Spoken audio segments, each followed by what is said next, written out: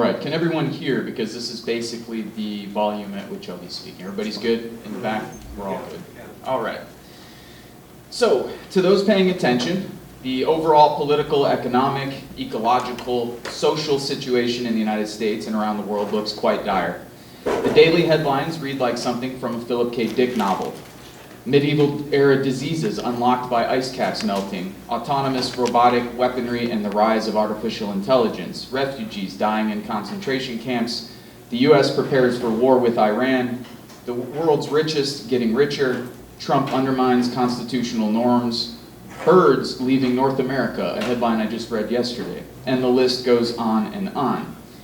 We are daily bombarded by what is wrong with the world, but seldom discuss what can or should be done. While it's true that radical left-wing social movements are much less powerful than they were in, say, the 1960s or 1930s, people are fighting back, especially children around the world who've shown tremendous courage and resilience in Kashmir and Palestine, armed with nothing but rocks, fireworks, and slingshots, and in the US and Europe, where hundreds of thousands of students went on strike yesterday to protest climate change.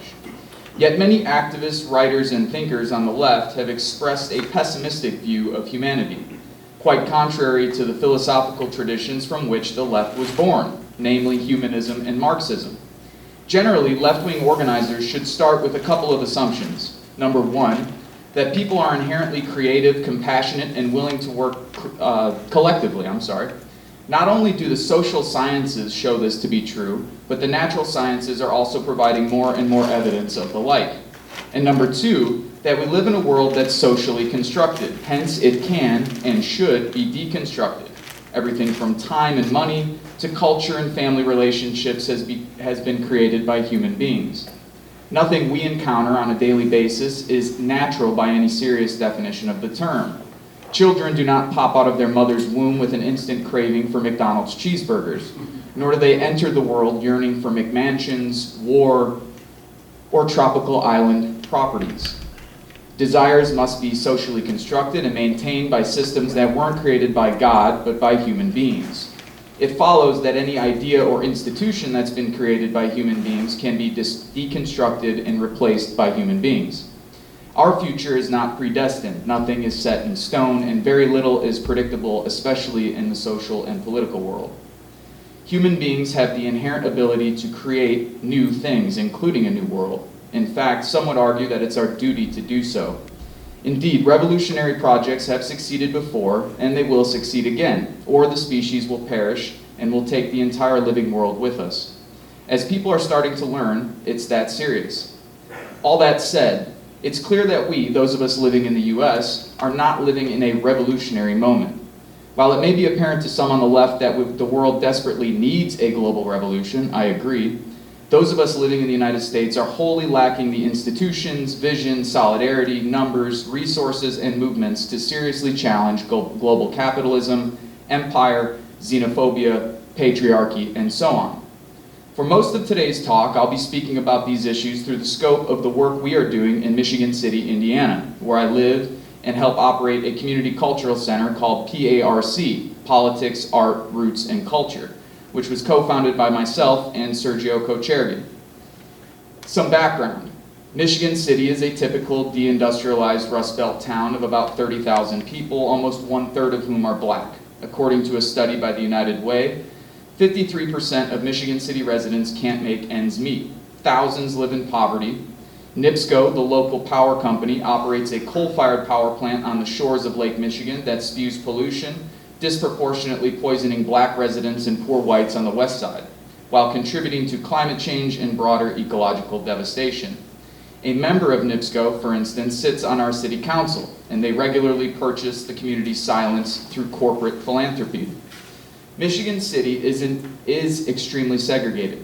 Our local police force is militarized, racist, corrupt, and exerts a disproportionate power over city politics. This is the case in many small towns throughout the US. The Blue Chip Casino, the tallest building in Northwest Indiana, what an honor, is located in Michigan City, and our economy is primarily a service sector-based economy with thousands of people, primarily poor whites and blacks, working in restaurants, coffee shops, big box stores, fast food franchises, and retail stores. We also have a maximum security prison in Michigan City, the Indiana State Prison, which is also located on the west side. The local newspaper, underfunded and understaffed, doesn't do investigative reporting. They run wire stories and features about local charities and after-school events, or whatever the mayor and the developers tell them to run. The local civic groups that do exist are completely useless and utterly beholden to their donors. Many of those donors are the same corporations, such as NIPSCO, who are destroying the city. In this way, corporate philanthropy is a key aspect of politics in Michigan City. We're lucky in Michigan City if we get 20% of the population to vote in municipal elections, but that's exactly what the powers that want be. That's what they want. Larger turnout would mean that poor people are involved, and poor people might demand different things than the 20% of connected middle class and rich people who disproportionately vote in our city. There's a small group of people, probably around 1 to 2% of the city, who run all of the organizations, foundations, civic groups, charities, political parties, and the like.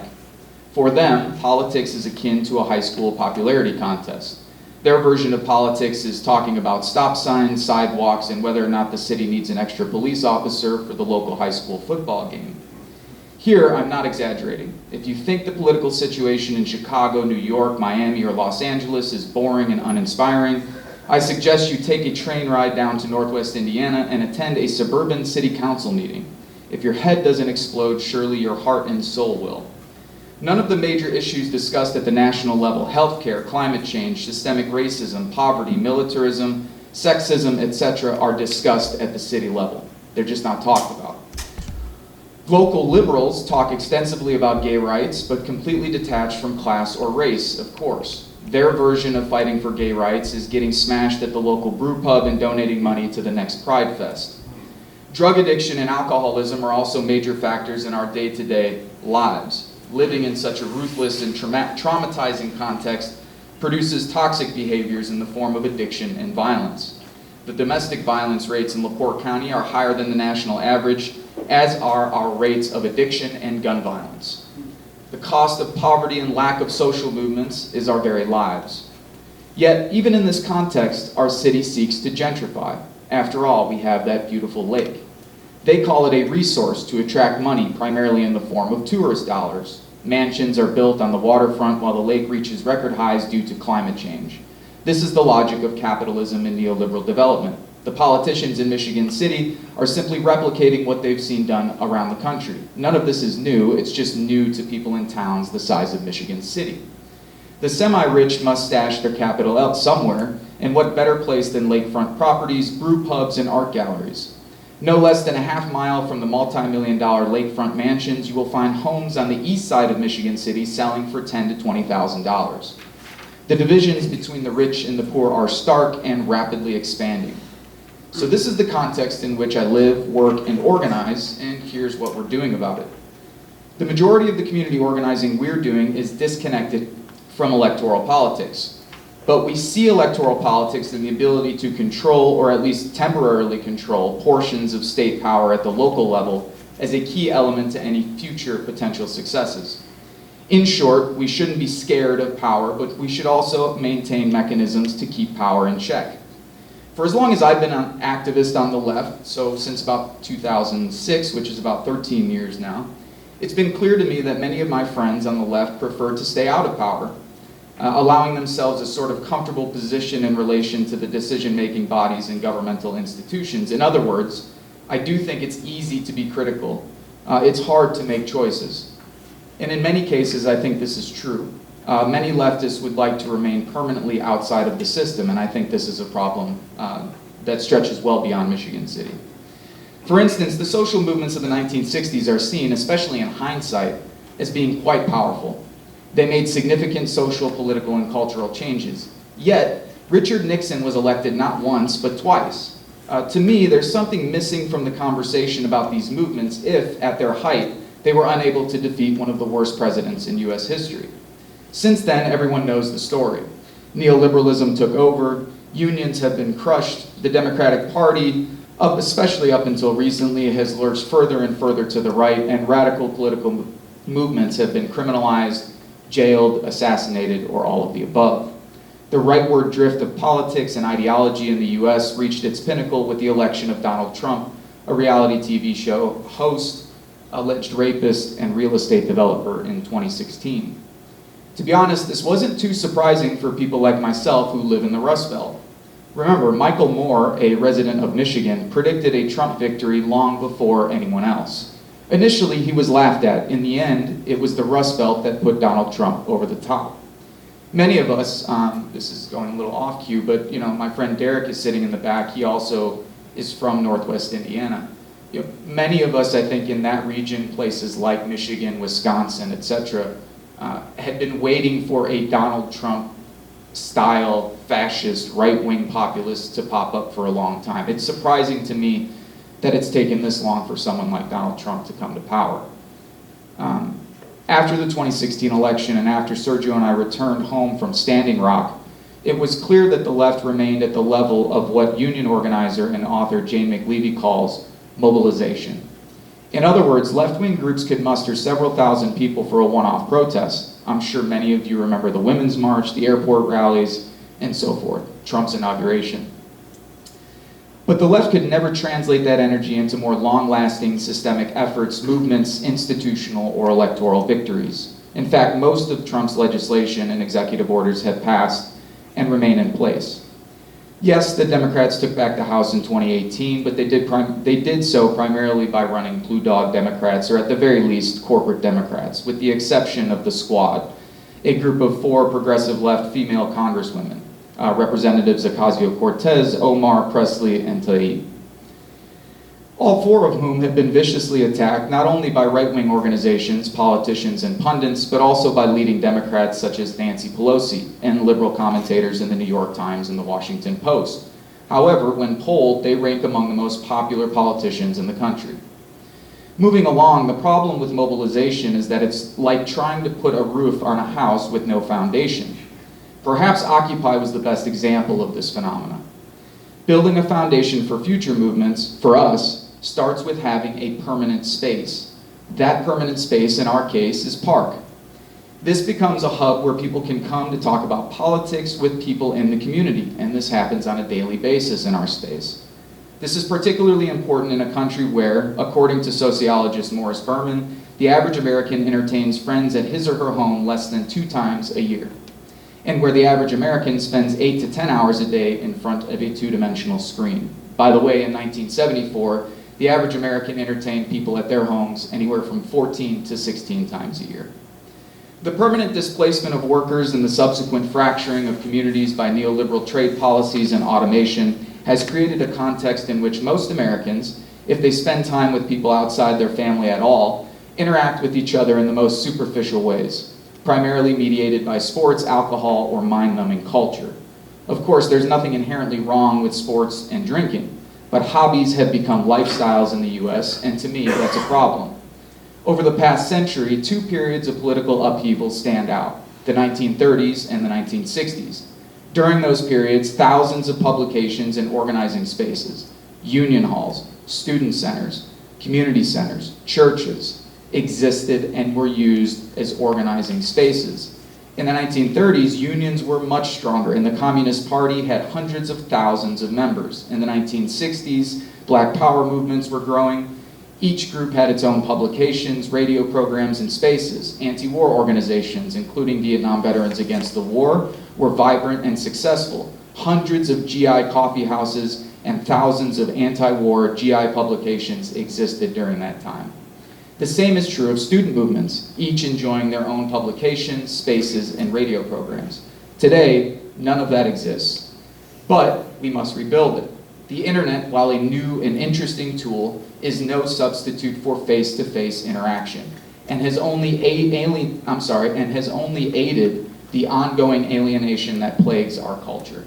When people ask, Vince, what is the greatest challenge you face when organizing?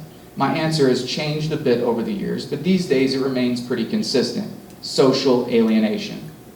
The fact that most Americans spend an inordinate amount of time alone and disengaged from their neighbors, community, and even their friends and family is a key challenge organizers face. It is difficult to organize human beings who are spending more time with 2-dimensional screens than with other human beings. In all reality, in a place like Michigan City, and really in much of the United States, the left is starting at ground zero. Simply getting people in a room and facilitating a conversation about serious issues is itself a major victory in places like Northwest Indiana, where the overwhelming majority of residents are totally disengaged from the political process. As a result, we don't solely host political events at Park. In fact, quite the contrary. Most of our events are cultural and social events. This is on purpose.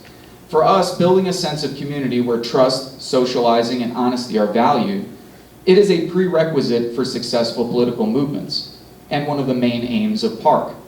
If we're serious about building revolutionary movements, and I don't use that term often or lightly, that seriously challenge capital and the state and are able to deal with ecological crises, people must be willing to put their lives on the line, or at the very least, spend time in jail. That's not hyperbolic for me, that's just reality. History tells us that this can't be done with superficial relationships. On a strategic level, it's easier to get people in the door for a rock show, poetry contest, documentary film screening, or art installation than it is to get them in the door for a meeting or a campaign strategy session.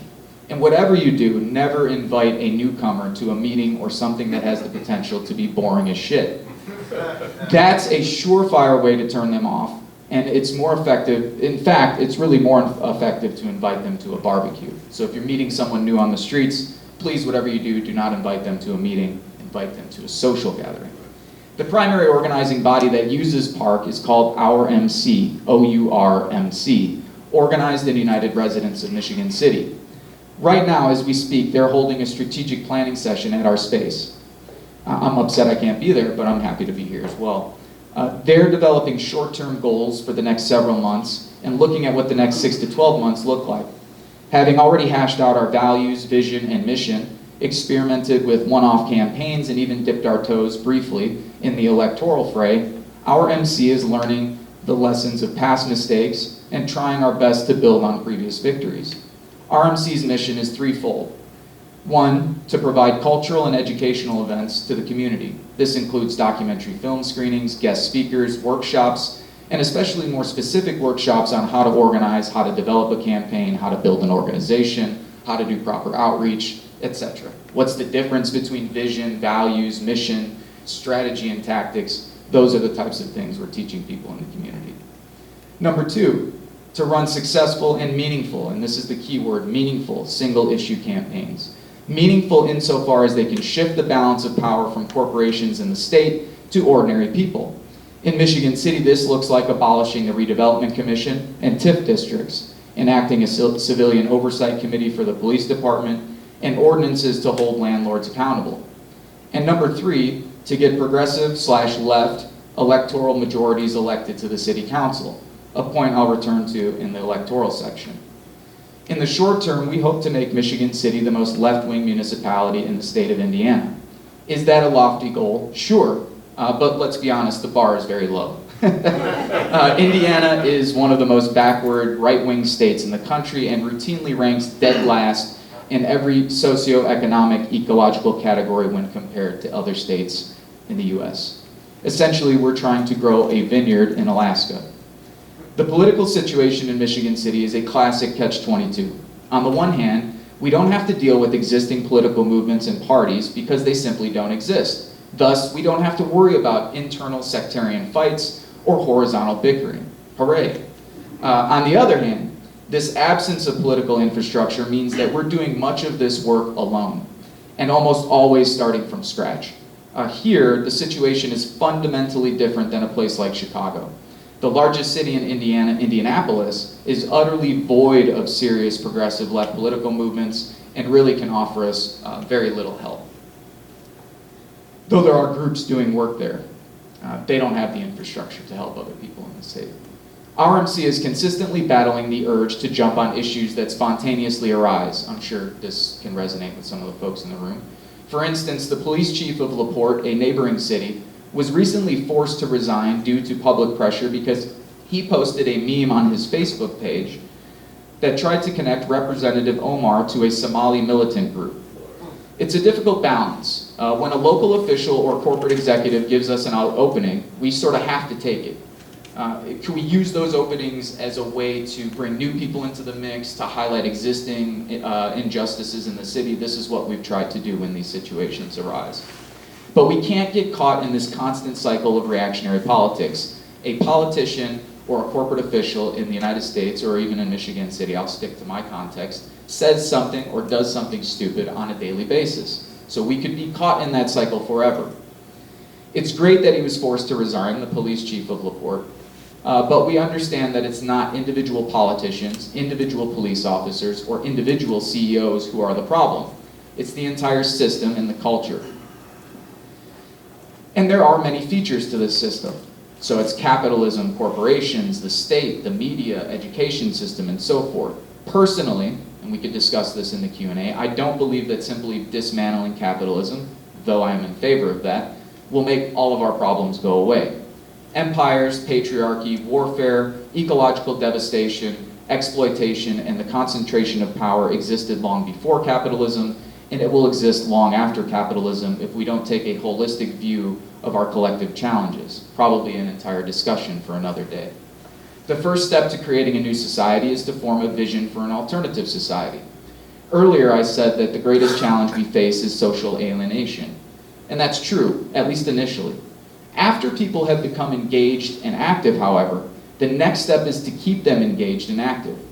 Here, the left also does a very poor job. But this is a consequence, as McLevy would say, of constant mobilization in the absence of organization. Mobilizing simply burns people out, especially because you have the same people performing a lot of the same tasks and taking on a lot of the same responsibilities. Hardly bringing new people into the mix, training them with the skills that they need to do the sort of organizing that those former leaders can do.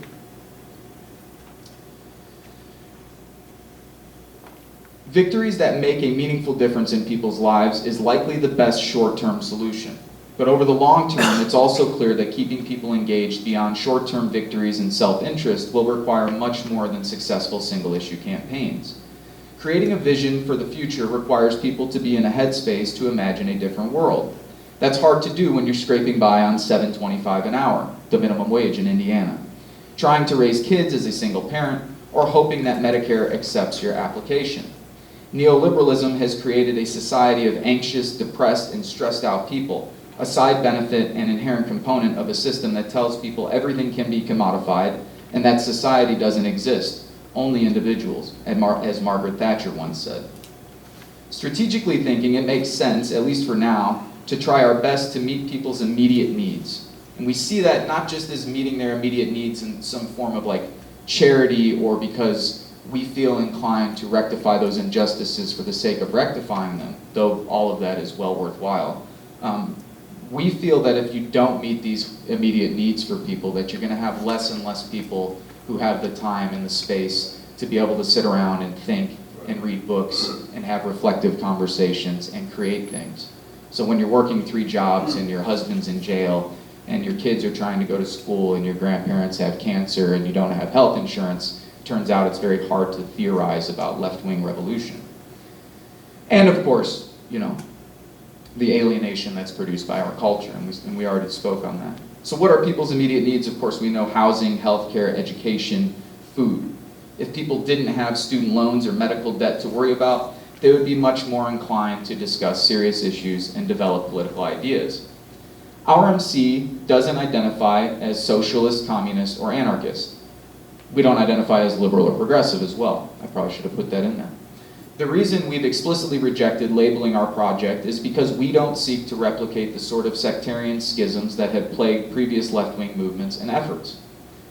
Plus, our group is made up of people who range from self-identified socialists and progressives to folks who don't identify as anything, but who are anti-capitalists dedicated to international solidarity and a whole host of principles upon which the organization is based. Our lack of explicit ideology, however, is not an excuse for a lack of vision. As I mentioned before, the goal, broadly speaking, is to create the most left-wing city in our state. In the short term, that looks like consistent, vibrant, growing, and successful social movements that are capable of stopping governments and corporations from destroying our lives and the planet. It also looks like social movements that are not only challenging existing power, but also, hopefully, building alternatives to existing power structures. And that could mean many things. For instance, community health care centers, where volunteers staff a facility that services anyone and everyone free of cost. Even if we achieve Medicare for all, it will take many years to implement. Meanwhile, people desperately need treatment and care. Here, we're sort of taking a page out of the Black Panthers playbook. You know, the breakfast programs, as many historians and activists will tell you, played just as much of a fundamental role in the success of the Panthers as any other political project that they were partaking in. It could also look like community schools, operating independently from the state or private charters, and schools whose function wouldn't be to produce better workers, schools whose function it would be to politicize youth and give them the skills they need to think critically and challenge concentrated power. Obviously, that's not being done in our school system. It could also look like people spending more time creating their own culture, their own TV shows, their own radio programs, their own theater productions and live music events, as opposed to consuming the dominant culture. For me, all of these are very key aspects. At its most extreme, it could look like the community occupying the local power plant and demanding that it be put under public democratic control. Now, we are far away from getting enough people in Michigan City to occupy the NIPSCO plant. But if we don't talk about those things initially, and if we don't open them up as opportunities or possibilities to people, and I think you'd be surprised how many people, even in Michigan City, when they hear such an idea, their sort of faces light up, like, oh, you're not telling me just to go out and vote for another Democrat, or you're not just telling me to sign another petition. You're telling me that this could be a possibility in the future. Indeed, we are. Social movements, an ever-evolving concept, shouldn't be limited to preconceived notions of what they should or shouldn't do. Now, let me be clear. Without question, we should look at previous social movements for guidance, lessons of what to do and what not to do. But we also have to imagine new possibilities, new functions and new norms, new forms. What would these movements look like? Perhaps becoming an NGO isn't the best option. Maybe. After all, the NGOization, as Arundhati Roy calls it, of social movements has created a new set of problems. The NGO world is its own economy and culture, largely dominated by college-educated white people who come from middle-class liberal families. That's not always the case, but it's largely true, and even as Arundhati Roy points out, some NGOs do great work, and we want them to exist, but every organization that consistently builds an NGO creates then a culture where the NGO's primary function is to get donations, so that way they could keep the staff, so that way they could keep doing the work they're doing. And that poses, as everyone in this room can understand, all kinds of internal conflicts of interest and contradictions. Perhaps creating community groups of small numbers of people, 20 to 30 say, maybe even 40 to 50, who are affiliated and working collectively, but who have enough autonomy to deal with their own specific issues. For instance, the situation on the south side of Chicago is much different from the situation on the north side, though both sides of the city share concerns. Climate change, neoliberalism, etc. The context in which those organizers operate are much different, and those differences should be respected.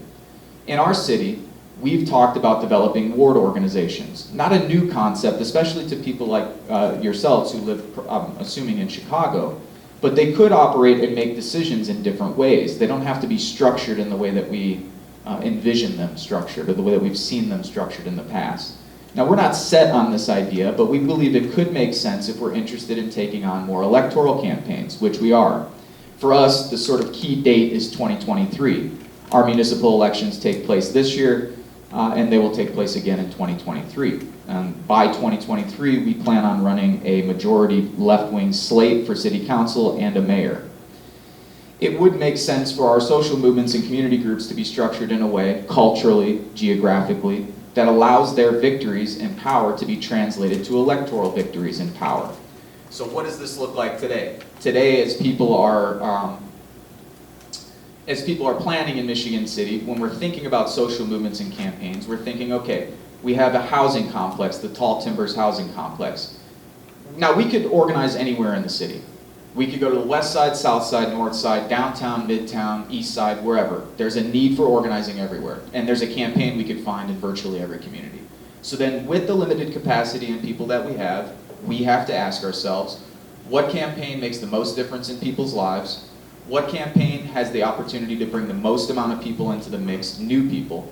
And what campaign also has the opportunity to translate then into electoral victories? So if the Tall Timbers housing complex that definitely needs to be organized is on the west side of town, and we have a familiar, friendly face sitting in power on the west side of town, yes, we might focus our attention there, but we also might decide, maybe let's not go there, we'll go to a different housing complex, say in the 3rd Ward, where we have a council member that we absolutely want to get rid of. How can we use this campaign at the housing complex, not just to make a difference in the people's lives at the housing complex, not just to get people to join the organization from that campaign, but to use that energy and to use that campaign as a way to educate people and build the momentum you need to vote that person out of office. So thinking of all of these things constantly. Where are we spending our energy? Why are we spending it there? What do we hope to get out of it? It's always necessary to build social movements. This process never ends. But it becomes even more important when or if groups are also going to run electoral candidates. In short, the problem I have encountered over the years is that many social movements do a great job of challenging people in power, but they're always reacting to the decisions people in power make because they're never willing to be the people making those decisions. And that's not to say that we seek to operate only under the existing order. The idea would be to use social movements and our positions in the state to change the state. Again, this is not very new. I guess the other option is to completely forego the state and solely work outside of the system. But I've already talked about some of those problems, and we could discuss this dynamic a little more during Q&A. I have a lot of friends, particularly sort of deep green environmental activists, who would argue that time is so limited that any time or effort we spend trying to reform the state or trying to work within the system is time and energy spent, or better spent, working outside of the system, trying to dismantle, disrupt the fossil fuel industry, etc.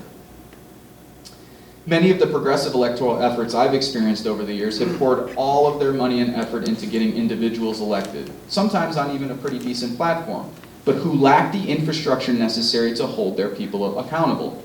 The most obvious example in my time has been the 2008 election of Barack Obama. This is how this sort of plays out in the real world. But I actually think the same could happen if someone like Bernie Sanders is elected, and that's something we can talk about a little later. None of this is easy, and I don't claim that it is. But the manner in which current social movements operate, if one could even call many of them social movements, is really unsustainable, overly professionalized, and dominated by white middle-class liberals who are incapable or unwilling to engage in long-term political struggle. And we've especially faced that where we live and regionally since the 2016 election. One of the most hostile groups to our organizing efforts were sort of the pink hat ladies who were super excited about electing Democrats at the national level, but when we told them that Democrats at the regional level were doing the same things Republicans were doing at the national level, they asked us why we were being cynical. So, and in a post-2016 world, it is funny, you have to laugh because every tragedy is a comedy, but it is almost as difficult to speak with someone today who watches 10 hours of MSNBC as it is to somebody who watches 10 hours of Fox News. I mean, you'll talk to somebody who watches 10 hours of MSNBC, and they're all jacked up on that sort of ideology, and you won't get past Russia, Putin, identity politics. It's total trash. I mean, the level of dialogue that we're having with people today, in many ways, especially sort of registered, elite, professionalized Democrats, is way worse than what we were having 10 years ago. But for the activists within the party, it's much better. That's something else we can get to. The left desperately needs to engage in more dialogue, and not about what's wrong with the world. Probably my #1 complaint about my left-wing media friends who own websites and magazines and write, articles and so forth. We're constantly harping on what's wrong. We're very, very little are we talking about what we're doing, what we could do, how we might do it differently. Anyway, getting to electoral activism, in Michigan City, municipal elections will take place on November 5th. Now, our group is not officially backing any of the candidates who are running, yet we've created relationships with some of the incoming city council members, people who will undoubtedly win in November. And a couple of them have offered some pretty interesting ordinances. And a couple of them have actually came to us and said, look, the only way I'm going to get interesting, good progressive left ordinances passed is if we work with your organization, how can you guys start to develop the ordinances and then we'll propose them. So we're in a situation in Michigan City where the people who are elected to office are primarily elected because they know people or because of their last name. That's something else I'll get to. But some of them are so impotent in their position that they're just like, look, if you guys want to hand ordinances to us, then you guys just give us the ordinance. I don't know what a civilian oversight committee looks like. It's a good situation. It's a good position to be in. The local Democratic Party, I'm sorry, some of those candidates are better than others, but all of them are wholly inadequate, even those who are friendly to us. And I don't say that as a personal slight, it's just the reality. The local Democratic Party is a shell of an organization. It could be taken over, I would argue, probably by a couple dozen dedicated people in the city. But again, that requires greater capacity and a determination of whether or not that's the smartest use of our time, energy, and resources. If we had 200 members right now, I could tell you without question that I would urge at least 40 or 50 of them to devote all of their time to simply taking over the party. The party is filled with people largely over the age of 65. Less than half of the precinct organizations have precinct captains. They can't even fill their duties at the polling booths on election day. So again, I mean, the local Democratic Party is like a local softball organization. The problem we face is that many of the people in RMC are not native residents of Michigan City. That's myself included. Sorry for hitting the mic. Which is in some ways a parochial town that's often quite hostile to outsiders. The constant refrain you'll hear from local elected officials and business owners is, I've lived here for 40 years, I know best. This is the sort of tribal backwoods mentality that poses a serious challenge, as most of the political officials in Michigan City are elected because of their social relationships, not their funding, politics, or ideas. Politicians in our town are elected or not based on their last names and social connections, which gets back to what we're hoping to achieve with Park. So what we've noticed in Michigan City is, even though you have massive poverty, systemic racism, so on and so forth, you are not going to win elections in Michigan City simply by proposing better ideas than the other guy. The way you're going to win elections in Michigan City is if you know more people and more people trust you than the other guy. And we've made this mistake in real time. We had to learn that over the last 2 years. Well, we'll say, Lawrence is trying to gentrify your neighborhood. My God, he's a real estate developer. If he gets away with doing what he's doing, your rent's going to go up. But my kids go to school with Lawrence is a good guy. That's what we face. And this is the dynamic at play in small towns throughout the United States. Michigan City is not unique in that way. Here, there's both positives and negatives. We're able to take an outside look at the sort of pettiness that dominates local politics and keep a safe distance, but we're also limited in terms of who we know and how strong our relationships are in the community. Again, why we spend an inordinate amount of time at Park on social and cultural events. While this may sound foreign to you in the audience who are here today, I'm assuming there will be people who watch this lecture at home who can absolutely identify with this small town context. It's par for the course virtually all over rural America, and especially in suburban America. Like most organizations, we have a dedicated core of individuals who are fully committed to this work. We have members who support the work, but who are unwilling or incapable due to life restrictions to help build broader vision and strategy. And we have even more folks who are aware of what we're doing, but who are reluctant to join an organization or get involved with politics because what we're proposing in Michigan City is utterly foreign to most people. The goal is to bring more and more people into the first group, those who are long-term dedicated organizers with the skills to confidently execute our vision. And not only that, but we want to give skills and empower people across the city. So if they don't want to join our organization, great, start your own organization. You don't want to join our space, great, open your own space. Lord knows we need many. Our group is doing something in Michigan City that hasn't been done since the 1970s, when a few radical black power organizations once existed, and in a very limited context. Outside of those limited efforts from the 1960s and 70s, what we're suggesting in Michigan City might as well be a Maoist revolution in the eyes of those in power.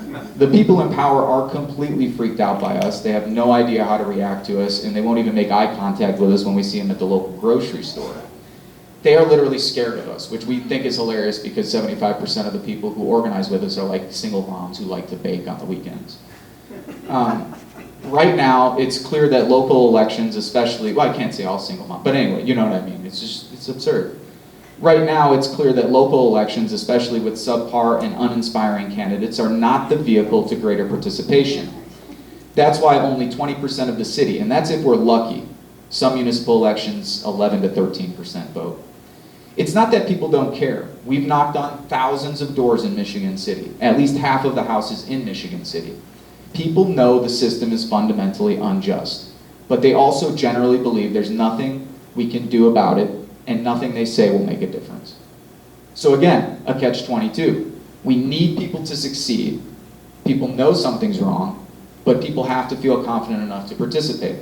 So if they don't see our organization winning victories, if they don't see our organization growing, then it's hard to get these people to buy in. Even if they agree with us, will never oppose us, and sort of nominally support us. Most people absolutely distrust Democrats, and rightly so. Democrats, especially in red states, though it's true throughout the country, have wholly taken advantage of black voters, using them during election season, then dumping them once elected. This has created an extreme level of nihilism and apathy in our community. People feel sold out, and they're right to feel that way. The problem we're seeing is that without viable electoral alternatives, even some of the black community, including the NAACP, which is largely a useless organization, but in our area, one of the few black organizations that exists, were backing GOP candidates the last time around. So there's such a lack of political awareness, there's such a lack of political infrastructure, that when you go to the average person and you say, hey, vote for the Dem, and they say, I've been voting for the Dems for 30 years and they continue to fuck us over, they go, you know, this time I'm voting for the Republican. And we go, no, but don't do that either. And they go, but why not? This guy's no good. So there's developing those politics and that worldview to understand that just that the enemy of your enemy is not your friend is a major task for us. But that doesn't change the fact that we need those very people, the most marginalized, to participate in electoral efforts. And for better or worse, electoral politics is usually people's first exposure to political organizing. Here, I think the left has also greatly missed the boat. In 2015 and 16, I became increasingly frustrated with some of my left-wing friends, and we can be friends and still disagree, who relentlessly critiqued Sanders without offering any alternatives. And I also relentlessly critiqued Sanders, but with the understanding that Sanders' campaign could be used as a vehicle, something we'll get to. For me, voting for Jill Stein was not really an option. In fact, voting for Clinton or anyone else is not really an option in Indiana. The states went blue twice over the last 50-something years. You know, the first time during, the second to last time during LBJ, and then in 2008 with Obama. 2016, Trump absolutely crushed Clinton in Indiana. The Green Party, where I live, is a non-entity. I mean, there is a Green Party. There's a guy by the name of Joe Kahn, who's a really nice guy, who's trying to do good work, but there is no infrastructure for the Green Party. It's just like a couple individuals who call themselves the Green Party. My left-wing friends would scream, Sanders never had a chance, the Dems would never allow it. While I certainly operated with the same understanding in some ways, at least last time around, I still viewed Sanders' campaign as an opportunity to meet people who broadly identify as social democrats or even socialists. And in a place like Northwest Indiana, that's priceless because there were no venues before we opened Park where people who hold left-wing values could gather and discuss ideas or plans. Since our local elections offer little opportunity to discuss the major issues of our day, our primary electoral focus will be working on the Sanders campaign, at least over the next 6 months. The Indiana primary is in May. Again, much of this boils down to capacity. Can the Sanders campaign provide an opportunity to bring more people into the fold? I believe it can. Not only for electoral purposes, but to plug them into social movements over the long term. This is the question we're grappling with. If the last presidential election is any indicator, the answer is yes. Many of the people I met in 2015 and 2016 are now some of my best friends and some of the key individuals in our organizing efforts in Park and our MC. Could we have brought even more people into the mix? Absolutely. But we've learned important lessons from the last time around. This time around, in my view, Sanders absolutely must win, or we'll end up with 4 more years of Trump, which is the worst case scenario, 4 years of Biden, which is the second worst case scenario, or 4 years of Warren, who for me represents a sort of more polished, quasi-progressive version of Obama, though I'd be happy to vote for Warren over virtually any other Democrat, except for Sanders.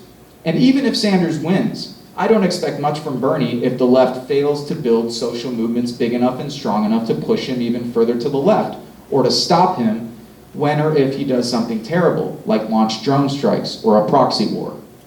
The left should use the Sanders campaign to identify potential leaders and eager activists, hopefully plugging them into more long-term efforts, including building social movements.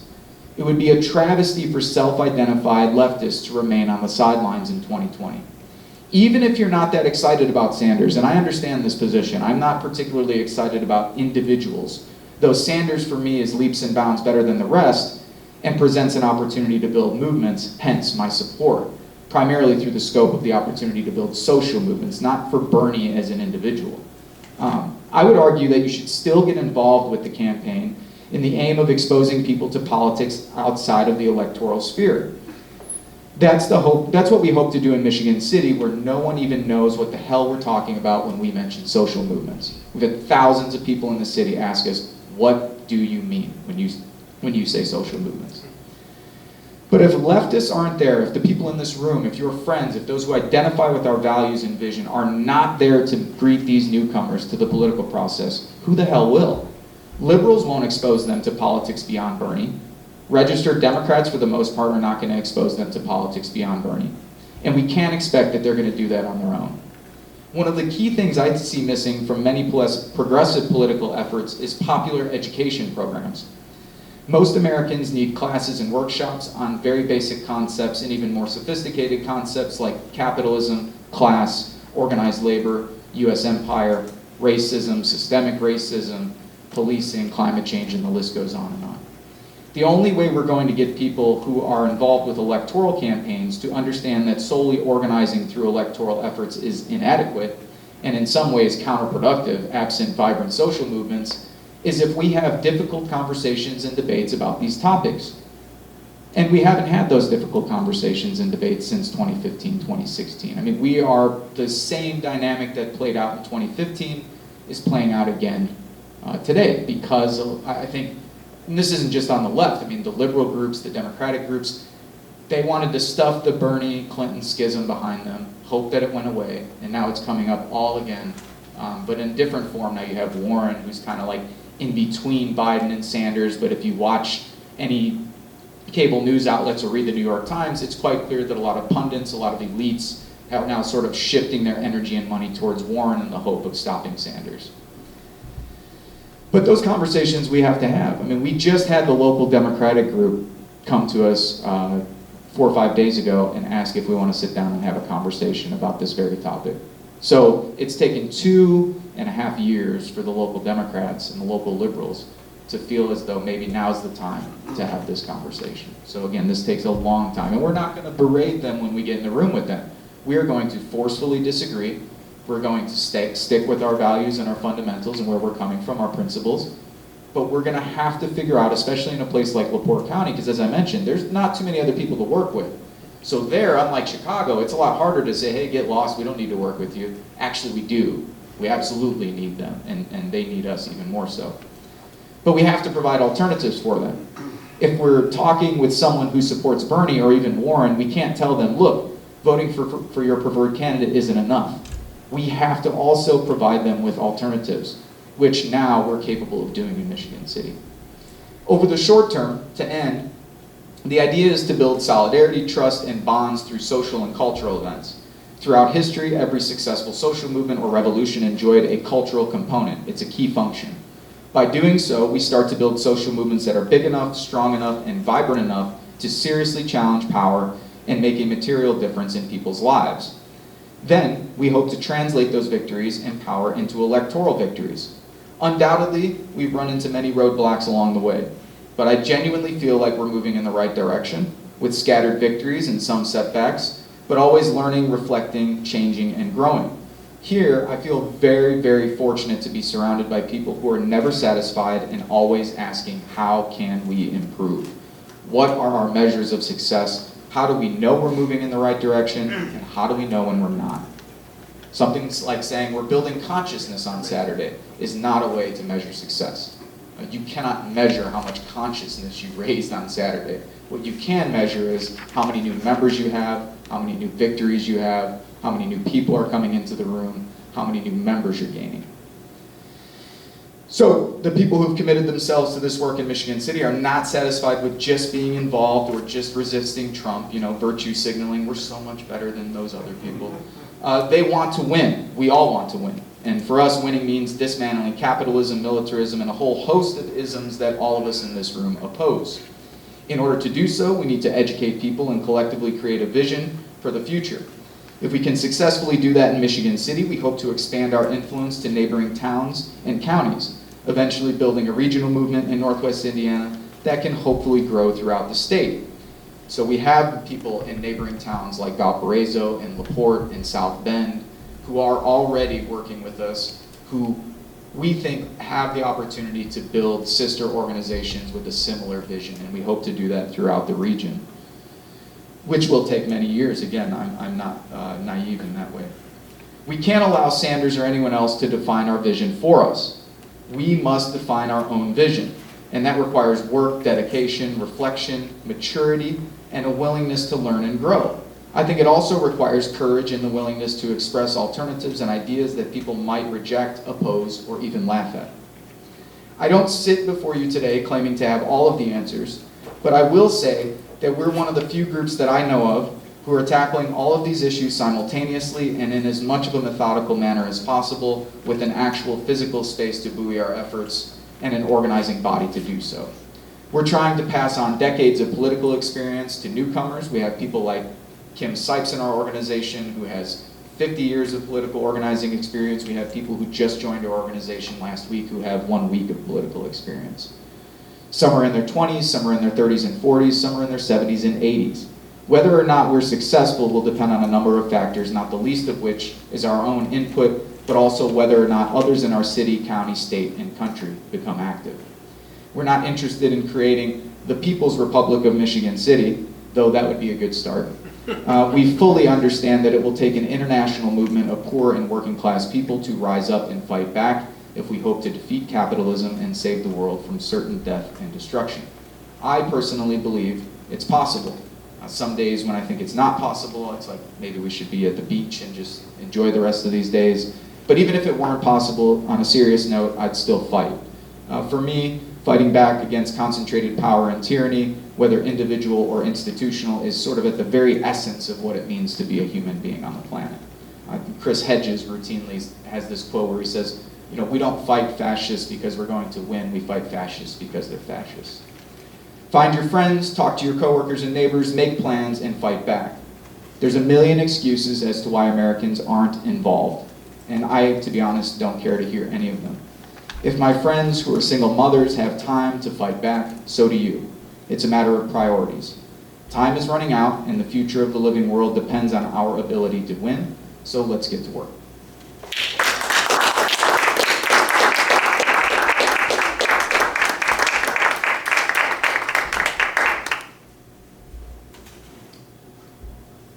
We'll turn the microphone on.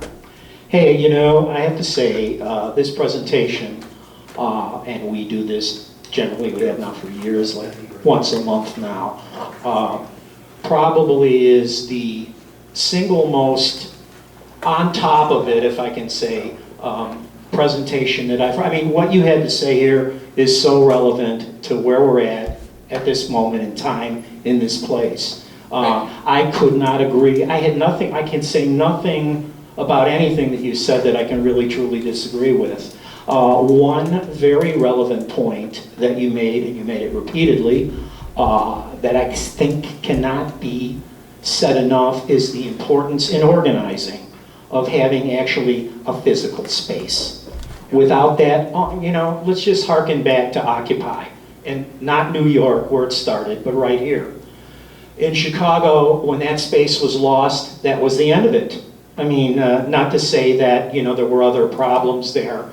I'm not here to talk about that either today, but I want to say that this is of the utmost importance, that you actually have a place where you can meet, where people can get together and talk and strategize and, to use a term, famous book, What's to Be Done, that's what we're talking about. That's what we want to be accomplishing moving forward. This is really, really important. And I totally also agree with you, on the sense that we're kind of like right back where we were a handful of years ago, right? I mean, your reference to the 2016 elections, and personally, I'm thinking along the lines that Elizabeth Warren, I think she is now the candidate, because they're easing out Biden, it appears. But she's going to be, I'm fearful, Obama 2.0, that I find very, very disturbing. But I want to point out too that the mere fact that, like, when you are meeting with individuals and you're trying to introduce people maybe to political ideas that they are not, necessarily on board with or really even have any knowledge of, because we find that, that's what OUL is, and that's what OUL has been for 30 plus odd years. We're involved in political education, and we don't have the physical, we utilize this space, but we don't have a place where we can meet every day. I wish we did. That would be very, very helpful. But we have to work with what we have. And you guys are probably, I think really, as far as I can tell, the model in the United States right now for this kind of work. I mean, you're on the ground, you have a place, you are building something, just where this is all headed, who knows, right? We don't know, to be honest. But you are doing what needs to be, I think you're doing what needs to be done. And I'm going to just leave that open. We don't have a whole lot of time. We maybe have about 30 odd minutes. So anybody who wants to come up and I see the line back there, be as brief, please, as possible in your questions and or opinions. I'll let it go. Well, thank you very much for that, Robert. And the only thing I'll say to that is, first of all, it means a lot to me to hear that from folks like yourself, from Kim, from folks who were alive and participating during that period, Robert, because, and I don't want to sound grim here today, but once that generation is gone, there is no institutional memory. That institutional memory will be confined to books and libraries and documentaries, and it is very important that folks like yourself, if that's the only thing you say in spaces, I think it's extremely important, because once that generation's gone, it's not as if people from the 80s, 90s, early 2000s can remember that kind of institutional power and what it meant. So, thank you. I'm Jan Bodart, and I'm a member of the Nuclear Energy Information Service, and we actually do have a space where we can organize. We have been taking classes in organizing, and one of the things that surprised me, because I've never been good at it, was the vision thing. And we sent a person to Washington to take these classes, and she came back, and we spent 2 hours working on vision. And if you have a little project like you would like to see, I wish I could think of one, but in the Illinois legislature, we're working on a thing called just transitions for the closing of nuclear power plants. And so the first thing we have to think is, what does victory look like? What will it look like if you win? And so I think it's wonderful that you brought that up as well as you did, and it really resonated with me, because we spent a lot of time on just that very, very beginning of the whole organizing project. And you have to get your organizing project organized, and what comes first, what comes second, and so on. So it was this was like a training here tonight. It was really good, or this afternoon. Okay, I was listening to Ralph Nader, and he was talking to a labor leader, and he was complaining about how the Democrats handled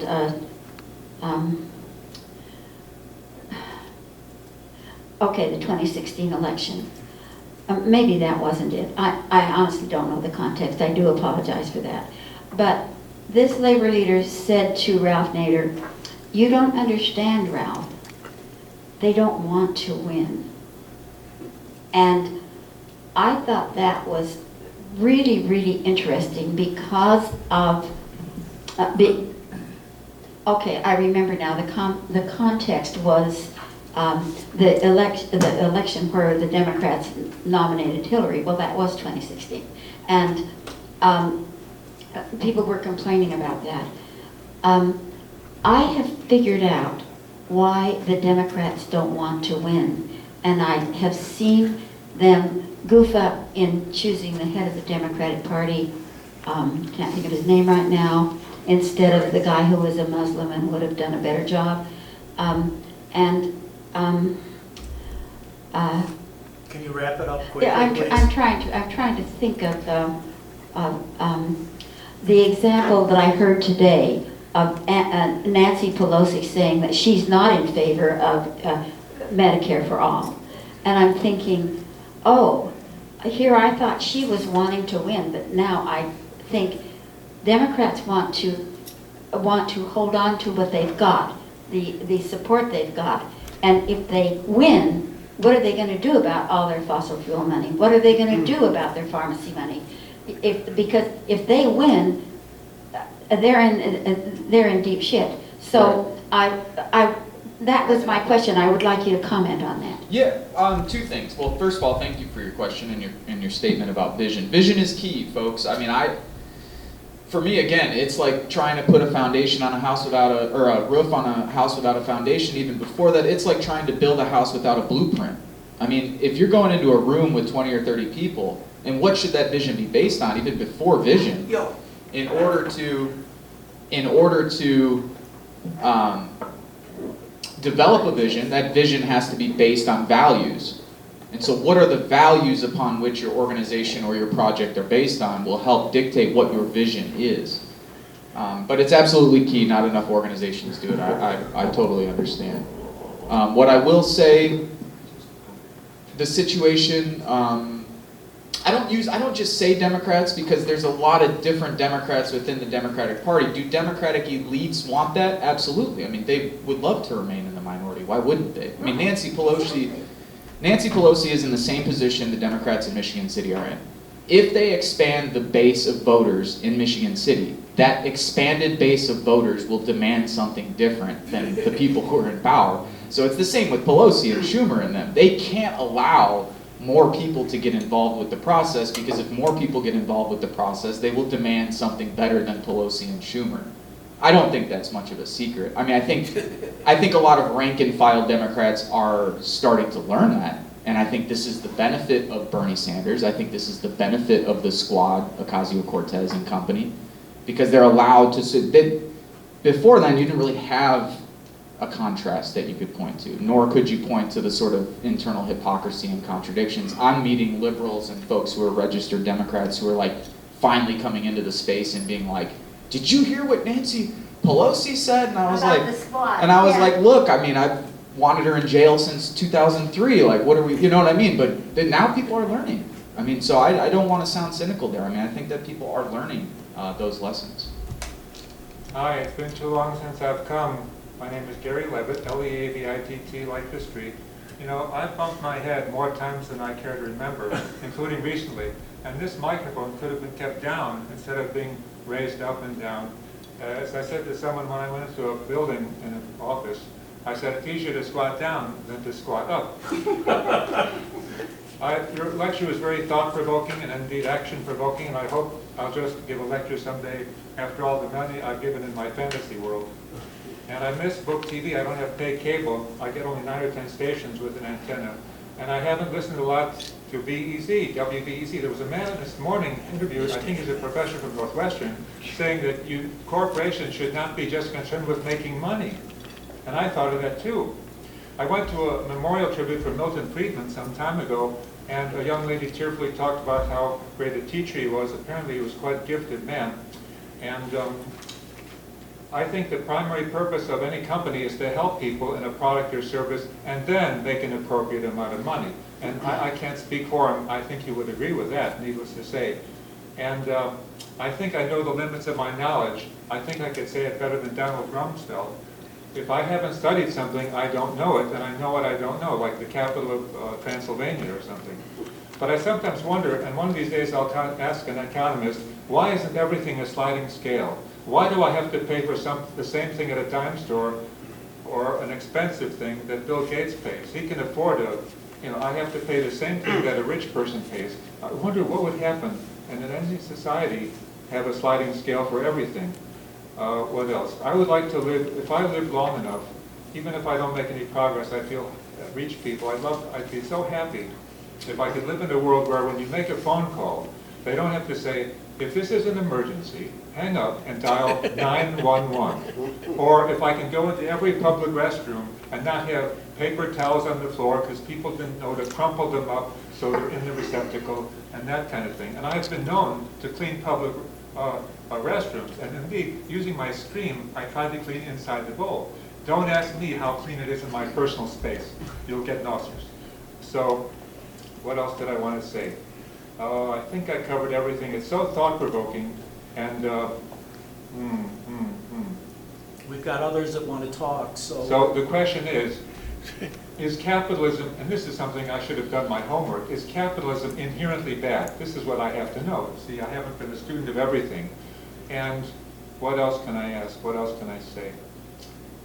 The answer is yes. That's a I'll lot. wrap it up. I'll wrap it up. Yeah, we all agree. I'll wrap it up. The answer is yes. Everybody says yes. Well,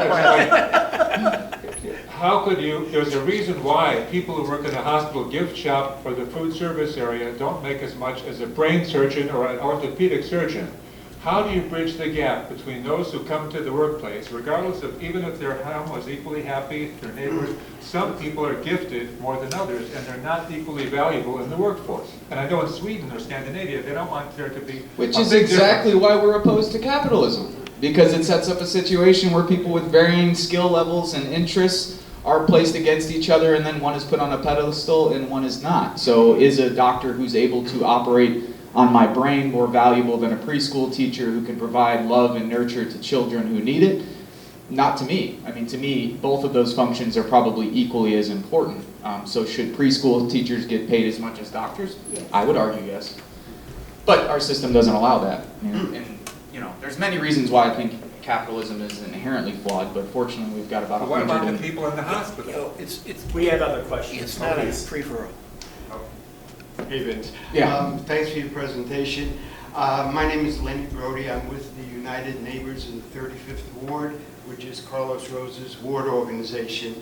And as you probably know... I stayed at your house, right? Yeah. That's right. Nice to see you again. And as you know, there's been a number of ward organizations springing up in Chicago. We've won some aldermanic victories.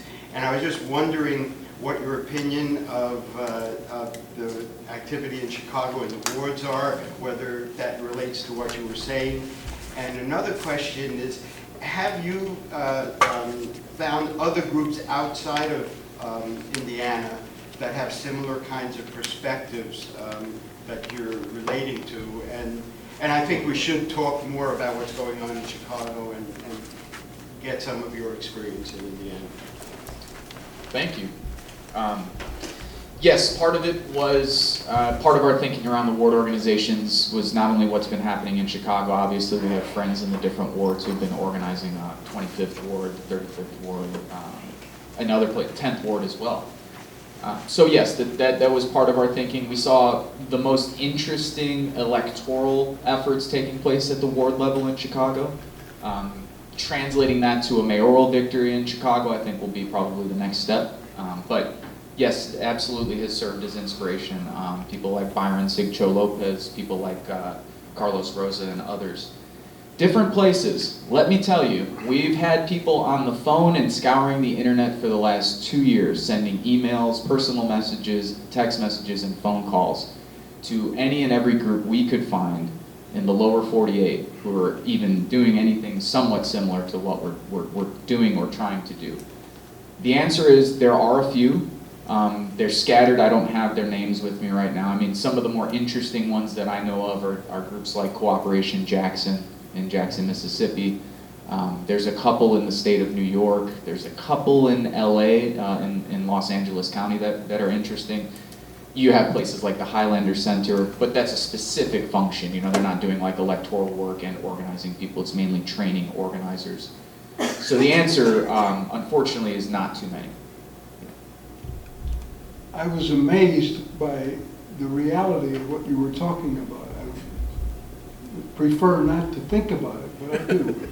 And I appreciate that. Yeah, but I wonder whether the apathy that you perceive among the people is similar in the religious groups in the city. Interesting. Actually, great question. So there's a lot of religious groups, disproportionate number in a county like LaPorte County. LaPorte County is a red county. Michigan City is a blue city. Still very socially conservative area. Some of the churches perform good functions, some good charitable functions, soup kitchens and so forth. I would say we probably have the most robust network of homeless shelters, soup kitchens, programs for the homeless of any other city in Northwest Indiana. That's largely been because of the faith groups. The challenge we've had is trying to get the faith groups to go from charity to politics. That's not a new challenge, it's an old challenge. The other challenge we have, because of the racial dynamics in the city, 1/3 of the city being black, is that there's no existing black political organization outside of the NAACP, which is virtually useless. Has 4 or 5 members, most in their 60s or 70s. Young people are not engaged with them. Young people are not going to the black churches. But the black preachers have aligned themselves with the professional class, with the business owners, with the corrupt politicians. They have a decent amount of influence over the black community.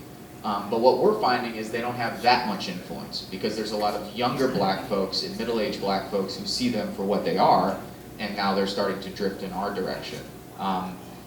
We haven't had much help from the churches. There's a couple decent churches in the city. The First Presbyterian Church does some political work, but here and there, they would rather talk about Syrian refugees than gentrification in Michigan City, because if they talk about gentrification in Michigan City, they're actually going to be challenging power in their backyard.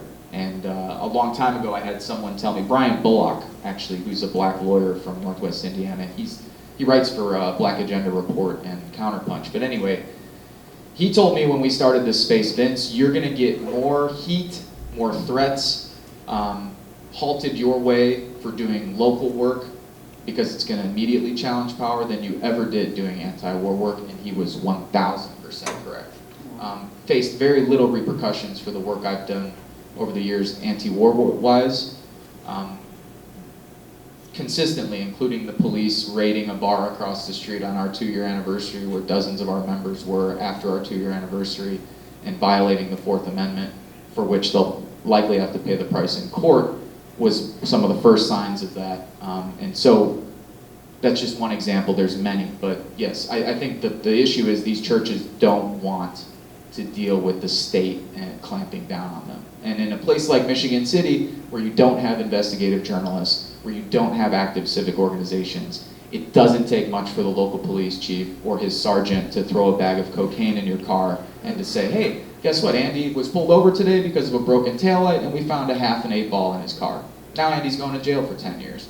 I know that sounds conspiratorial. I'm like the least, I mean, to some people. Look at the video. To some people. In a place like Michigan City, that's sort of par for the course. And the more we've interacted with black residents, the more we've obviously learned that this has been the case in Michigan City to a greater or lesser degree since the beginning of time. So we need those churches to step up more. How much do we expect to work with them? How much time do we want to spend reaching out to them is probably a separate question. But yeah, sorry, I know that was long-winded, but it's very interesting because this dynamic with faith groups is something we are constantly talking about. What about us? Many of us do organizing work. What can we do to help you? What can you do to help us? Well, geez, you could come to our events, promote our events.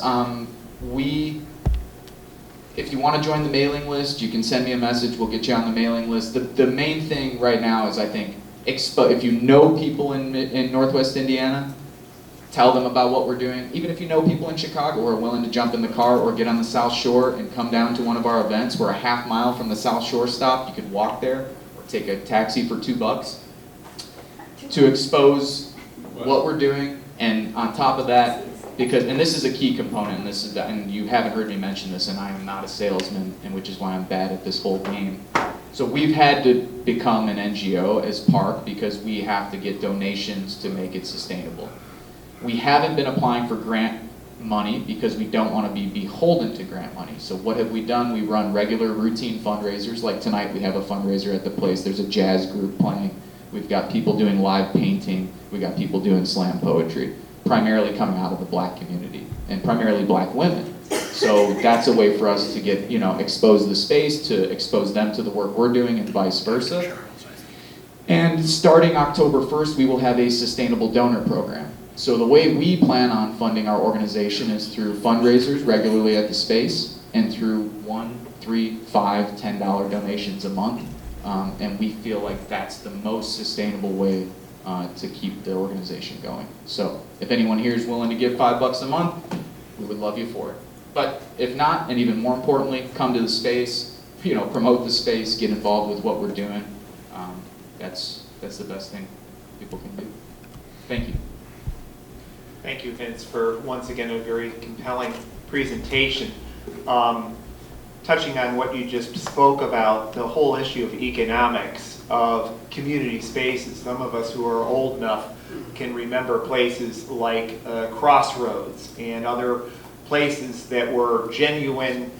This is a place where all the left and its various incarnations can come together and have discussions. But the economics of gentrification in this town have made it so much more difficult than it was just 20 years ago. I can remember several years ago traveling around southern Illinois, everything south of Oak Park is southern Illinois, but whatever. And talking to folks, and there would be, like in Springfield, there would be a couple of community centers and so forth, and this was viable because these, like Michigan cities, they had been hollowed out, and that we lack that in Chicago, and it's difficult to even get spaces like this because cutbacks in library hours, you got to book many months in advance and so forth. So there have been real impediments.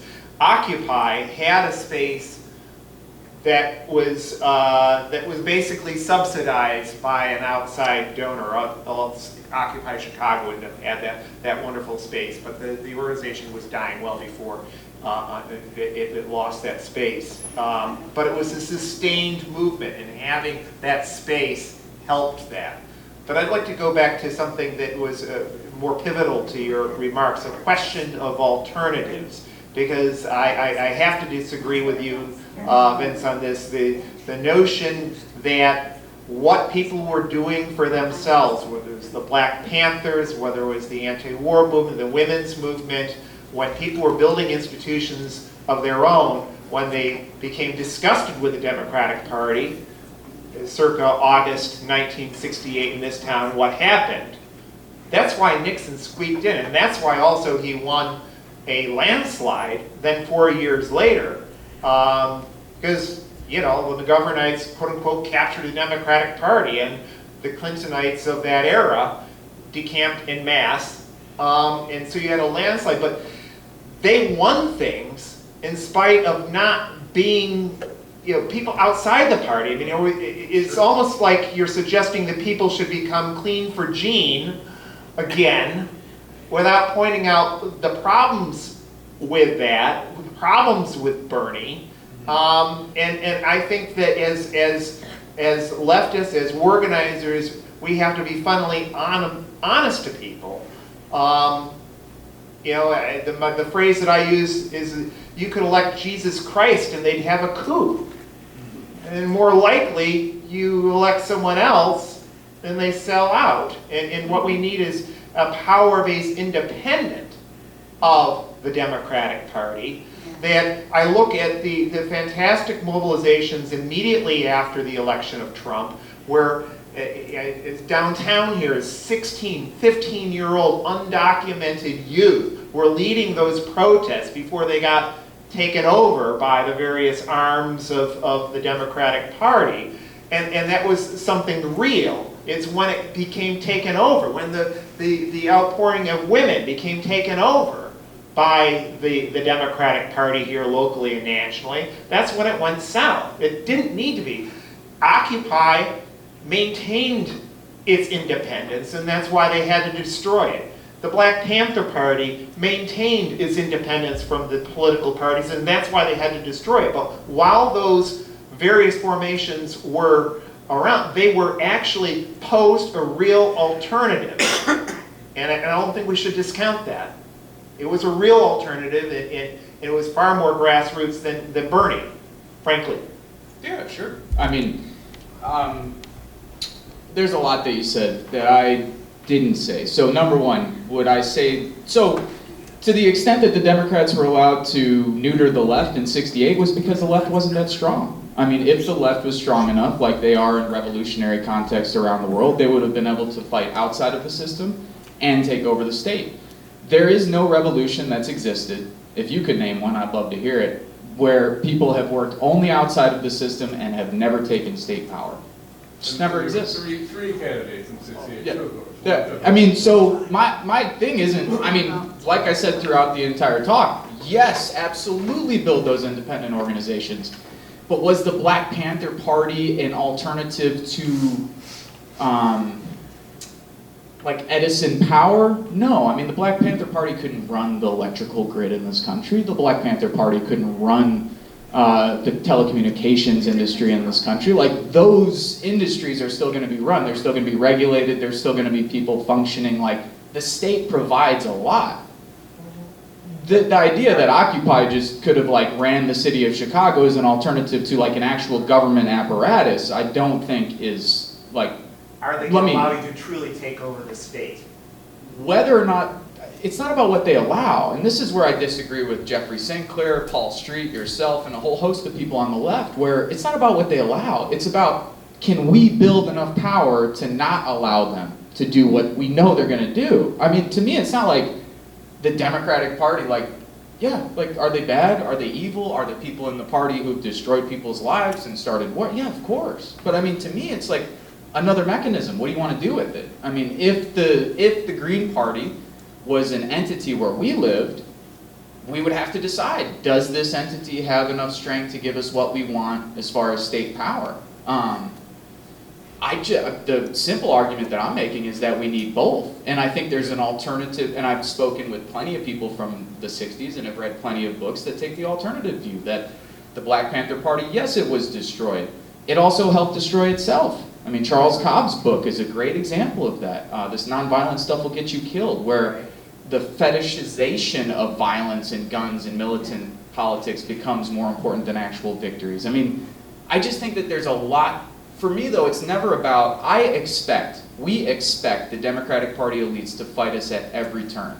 For me, the question isn't, do we ever expect them to do differently? The question is, can we build enough power to stop them from doing what we already expect them to do? I mean, and as far as Bernie's concerned, as I said throughout the speech, push him further to the left, critique his foreign policy, all across the board, remain principled and critique, but also understand that, well, I don't know what the left will do in 2020, but if you want to meet other people who would be more inclined to become leftists or become more radical, that seems to me to be the best avenue, is to actually, especially for a place like us in Northwest Indiana, I mean, we don't have a teachers union that's robust and organizing. We don't have anti-police organizations who are doing some really good work and winning victories. And the point isn't that the left wasn't able to win anything in the Nixon era. It was how much more could we have won if we had electoral majorities during that time. It's not about whether or not, I mean, yes, we won things in spite of Nixon being in power. The last major progressive reform that anyone in this country can remember is the EPA before Obamacare. There was nothing else after that. So that's the way I would, that I think about it. And for me, that we could do probably another 45 on that one, because it's a conversation I'm genuinely interested in. But for me, it is, yes, let's be ruthlessly critical, but let's also understand that, for me at least, that we're going to need both people inside and outside of that system. And I have not found a compelling argument from the left as to why we should only spend time outside of the system or why we shouldn't spend any time with the Dems, because the Green Party, like I said, where we live, like there just isn't one. There's like 2 guys, so it's like we could spend the next 10 years trying to create a Green Party in Northwest Indiana. That would likely take longer than having some committed activists take over this kind of like shell of an organization in LaPorte County, which, you know, again, the context would be different than in Chicago. But as the gentleman in the green shirt said, I mean, I've seen interesting things happen here through, I forgot your name already, man, I'm sorry. Lenny. You know, I mean, there's interesting things that have happened here. It's not enough, but I don't think that that's because people are just doing it through the Democratic Party. I think it's because if you go neighborhood to neighborhood in Chicago, even though it's better than Michigan City, I mean, there's still not that many neighborhoods who are really organized in the city. So it's like, if those neighborhoods were really organized, if those wards were really organized, then I think you could actually pressure the Lightfoots and the machine politics that are left, the corporate Dems, the neoliberal Dems.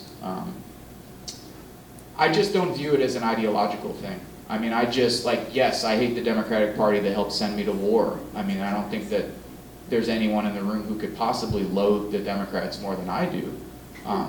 Maybe, I mean, they've done some nasty things to a lot of people, but that said, I mean, it's like, we're trying to remain as principled as we can, but we're also trying to figure out in what ways can we learn, and in what ways can we wield power that we haven't seen happen right now or in the past, and then looking at successful movements around the world.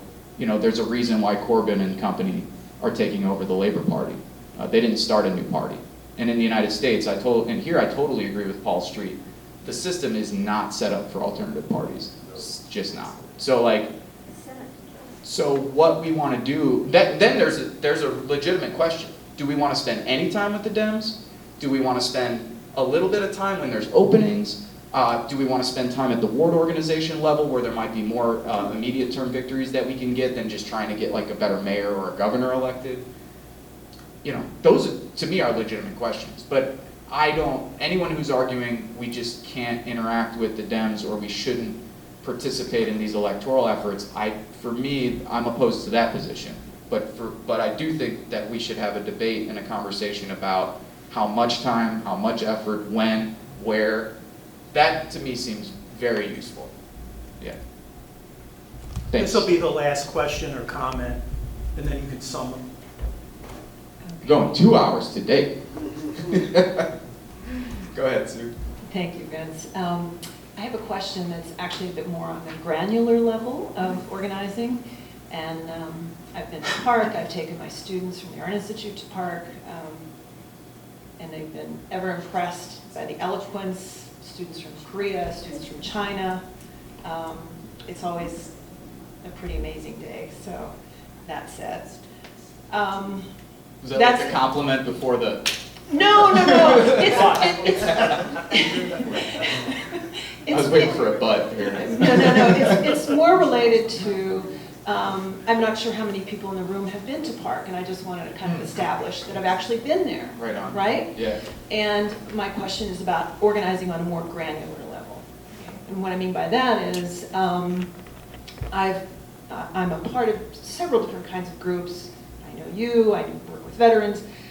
I've been to many events where organizers in their messaging talk at a younger generation versus with.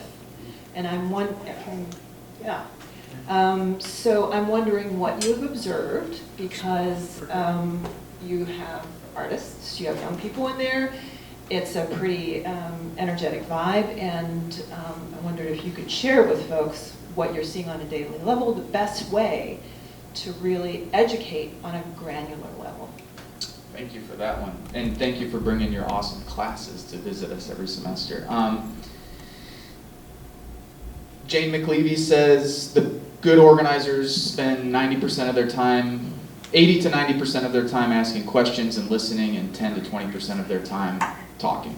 I think that's the basic sort of formula anyone who's an organizer should use.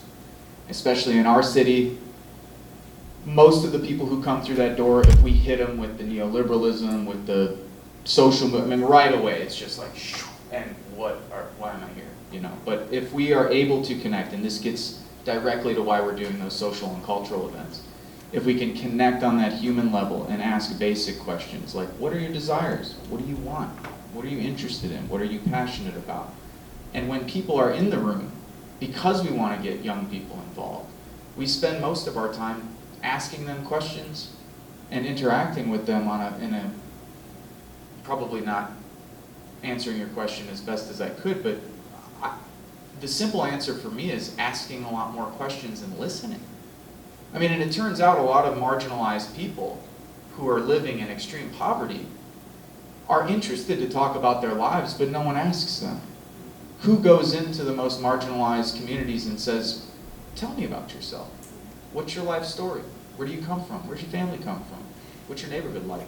What are you interested in? What do you want for your children? I mean, if people do go into those communities, it's like poverty porn.